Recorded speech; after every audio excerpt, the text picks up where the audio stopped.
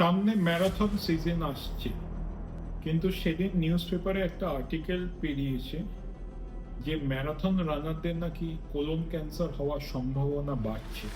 এটা কি সত্যি? চলুন এটা নিয়ে আমরা আজকে একটু আলোচনা করি। এবছর একটা বিশ্ব ক্যান্সার কনফারেন্স অ্যাসকোতে একটা স্টাডি প্রেজেন্ট হয়েছে, যেখানে 100 জন ম্যারাথন রানারকে ফলো আপ করা হয়েছে যে তাদের ভবিষ্যতে কোলন ক্যান্সার হওয়ার সম্ভাবনা কেমন। এবং প্রিলিমিনারি রেজাল্টসে দেখা গেছে যে 15 থেকে 40% তাদের একটা রিস্ক বাড়ে প্রি ক্যান্সারাস লিশন হওয়ার জন্য। কিন্তু এটা নিয়ে ভয় পাবেন না, কারণ অনেক বড় বড় স্টাডিজ বা অনেক বড় বড় গবেষণা দেখিয়েছে যে যারা রেগুলার এক্সারসাইজ করে তাদের কিন্তু কোলন ক্যান্সার হওয়ার সম্ভাবনা কমে যায়।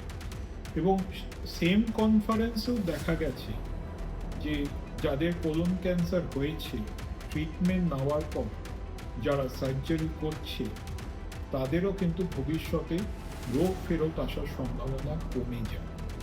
তাই এই নিউজটা দেখে ম্যারাথন রানাররা বিচলিত হবেন না। আপনারা আপনাদের প্রস্তুতি করে চলুন এবং ম্যারাথন সিজনে পার্টিসিপেট করুন। ভালো থাকবেন, সুস্থ থাকবেন।